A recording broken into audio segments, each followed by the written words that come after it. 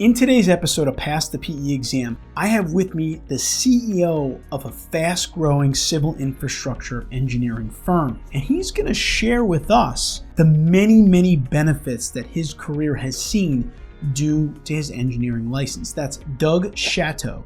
Doug is the president and CEO of Lockmuller Group, and he's not just going to talk about how the PE license can help someone in their career, but he's going to flip the script a bit and talk about how a consulting firm can promote and support their professionals in achieving the PE license. Today's episode is brought to you by PPI, a leader in engineering exam prep for the FE and PE exams since 1975. PPI provides expert prep courses and study resources designed to help you pass the PE exam the first time. PPI's live online courses include hours of lectures, problem-solving demonstrations, exam strategy sessions, office hours, and a passing guarantee. When you take a live online course, PPI guarantees you will pass, or you can take the on-demand course for free. With study guides, practice exams, and more, the PPI Learning Hub offers digital practice and review that you can take with you anywhere you have a device so that you can prepare during the times most convenient for you. Check out PPI today at ppi2pass.com to see all the options available for PE exam prep. Let's dive in.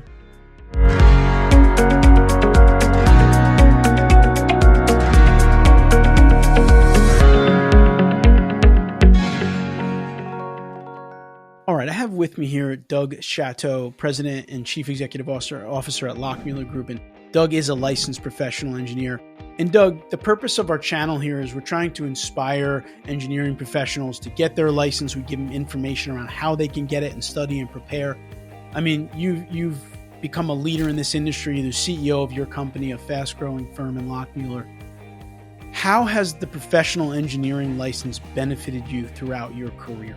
You know, I view the license as something akin to a passport. It's going to give you access to opportunities that you wouldn't have otherwise. You know, it's not to suggest that every engineer has to be licensed. They can have a full career without that license, but they're going to run into ceilings at some point in time that license would allow them to break through.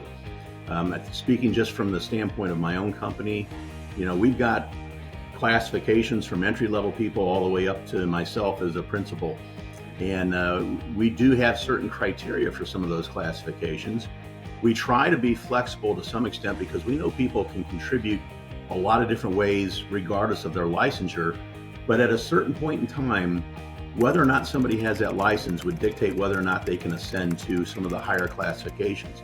And the reason for that is the ability to sign plans. That might be the simplest application of it, but that also provides credibility in terms of the ability to present this person in front of an agency or a public and say, this is a professional engineer. This person has been certified by the state boards and has the ability to make sure that they've been able to pass all the tests and know what they're doing and ensure the safety of the public in any aspect of what we're designing.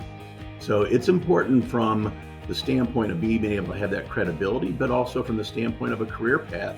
It's going to open more doors for you than you would have otherwise. Yeah, I love that analogy in terms of being able to open more doors. And you can think of it, I think of it as well as like if you had a keychain in your career, you know, the PE exam key opens a lot of doors, you know, and you want to get into a lot of doors. And, you know, just kind of flipping the script a little bit, Doug, and looking at it from the firm leadership perspective for a minute here. How do you at Lockmuller, you know, promote and support your professionals in going after the license? Because sometimes they either don't know about it or they don't know about the benefits of it. Right.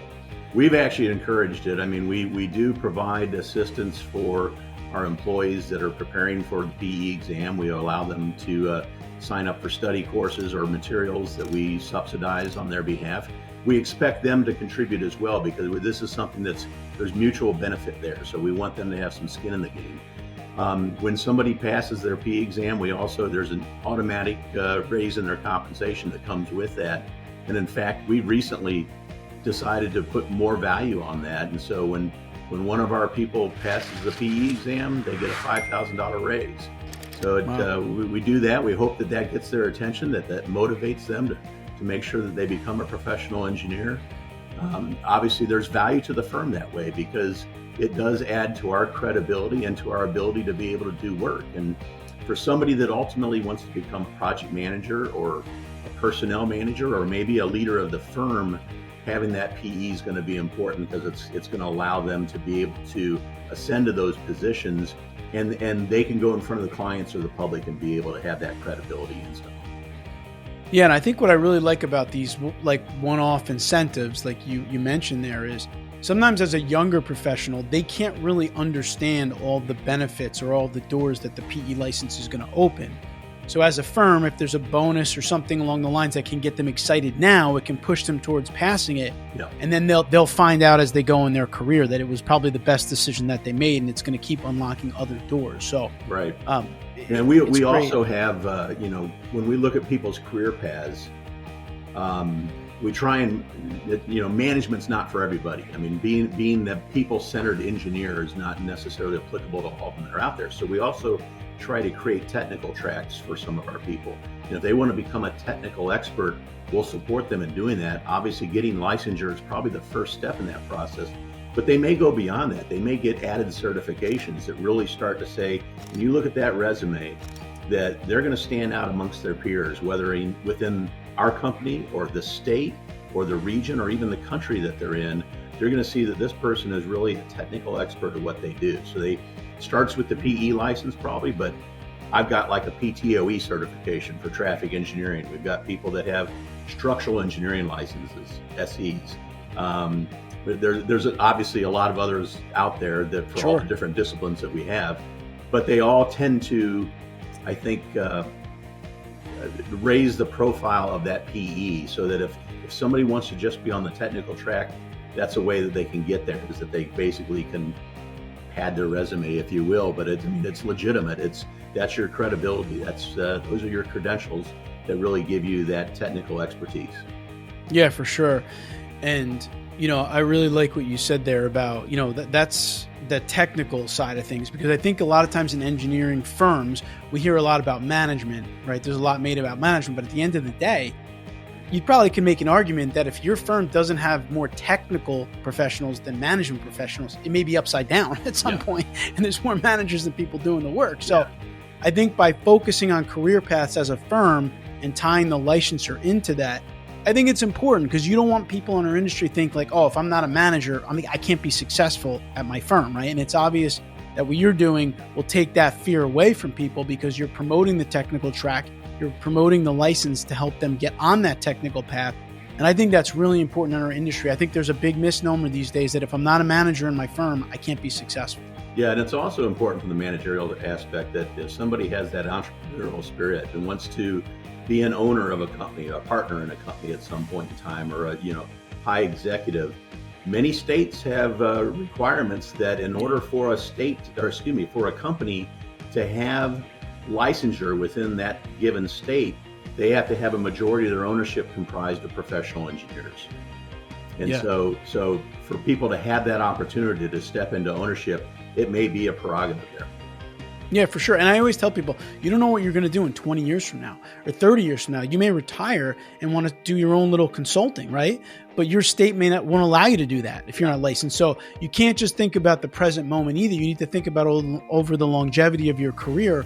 Going back to what you said initially, doors will be opened if you have this license. And that's in fact, to that point, I with some of our younger people that when they're out of school, they may be a little bit fatigued after getting through college, and they may not like the idea of sitting for an exam. And I would encourage them to usually try and sit for it at their first opportunity, because it's still fresh in their minds. And to your point, get it out of the way. You've got that. It's going to be there for the rest of your career then. And so you've got the flexibility to be able to apply that as you need it. Absolutely. Well, Doug Chateau, CEO and President of Lockmuller Group, thank you for spending some time with us here on Pass the PE Exam. My pleasure, Anthony. I hope you enjoyed my conversation with Doug Chateau. Whether you are an engineer thinking of pursuing your license or a firm leader looking to promote the license within your firm, it is something that is really a game changer for individuals and organizations. If you like this video, please subscribe to our channel here. We're going to continue to put out weekly videos to help you pass the PE exam. And please, if you have specific questions or challenges, or you need help with something around the PE exam, leave comments below this video and we will respond to them. I'll see you next week on Pass the PE Exam.